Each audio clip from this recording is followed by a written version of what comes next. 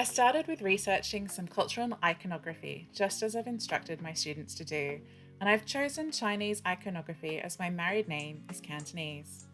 The beautiful lily or lotus flower will be the design inspiration for this project, as they are both Chinese and Australian natives. Now I had to work out how to translate the image I'd chosen into a 3D project in Tinkercad and turn it into a cookie cutter. This was a steep learning curve for me.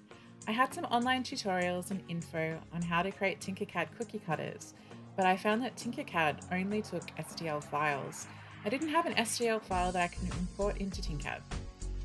When teaching this unit, I would have to account for this hurdle. Students wouldn't be able to use any old image they found on the internet without some editing first. My next step was to download Photoshop for the first time and learn how to use it. In Photoshop, I was able to adjust my image so that it would work as a template for my design, and then save it as an STL file. Finally, we were getting somewhere. I imported my image into Tinkercad and then got to work watching a YouTube tutorial about 15 times on how to transform a flat image into a 3D cookie cutter. This took me a lot longer than I thought it would. My first design had large gaps in it, so I scrapped it and started again. I eventually figured out that I needed to design two separate pieces, an outline of the shape and an inside relief of the flower. I made the inside piece just 1mm smaller than the outline shape, hoping that it would fit together nicely after the 3D print. The 3D print went smoothly and the cookie cutter was created. The inside piece was just slightly too big to fit inside the outline shape. However, this would not affect the final cookie design, so I decided to leave it as is. However, I noted this for printing more cookie cutters in the future. Students would need at least a 1.5mm gap when printing their projects. I did a test with some fondant lying around at home, and the cookie cutter outline shape and inside relief worked just like I designed them. I wanted to create a design that is a fusion celebrating my Australian heritage and new Cantonese family, so I'm using Australian native foods to flavour my dish. Era gave me frozen lily pillies. These are hard to get unless you harvest them from wild trees. They came from the bushes outside the ACU library, so these were the epitome of local produce.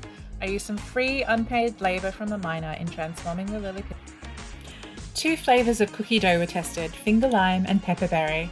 Some sensory evaluation was done and everyone preferred the pepperberry flavour. Because the cookie cutter has multiple small points, it was a little hard to remove from the dough once cut. The recipe from the cookie countess used was very good though, and the dough didn't tear when removing. This would be the base cookie recipe that I would recommend my students use for this project. I used store-bought fondant and flavoured it with the lily pilly syrup and added pink food colouring. I then rolled out the fondant and used more diluted pink food colouring to add dimension and colour to the design. The finished cookie is a little too sweet for my taste. I'm not a big fan of eating fondant. However, the finish and dimension the fondant gives to the cookie is just what I wanted to achieve in my design. If I were to make this again, I would look at alternative icing options and a way to reduce the sugar and sweetness in the recipe. I was surprised that the cookie cutter worked as well as it did. It stood up to some tough use. I would make sure that students had a firm base to keep their design solid like I did on mine, rather than just an outline shape. I think this definitely helped with the stability of the cutter. However, it does mean that you cannot push the dough out once you have cut it. You have to tap it out or let it fall.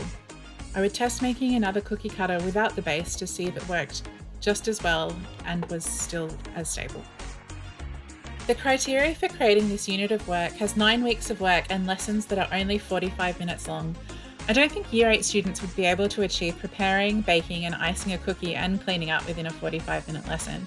I would either split the tasks up, for example baking in one lesson and then icing in another, or have longer double periods to accommodate getting the work done. I also think that this project is ambitious to achieve within a 9-week unit.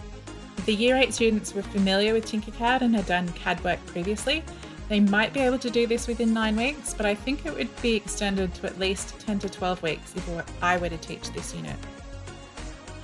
I'd also like to make the other half of this project a laser cut wooden pasta mold to test out how that would work as well.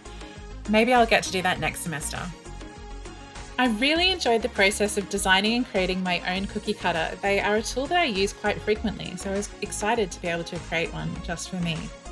The cultural aspect of the design project was something that I really enjoyed as well. It did make me consider my cultural identity. Overall, I think this is a project that could work well and be achievable for a Year 8 class, and I am excited to be able to put it into practice and to teach it one day.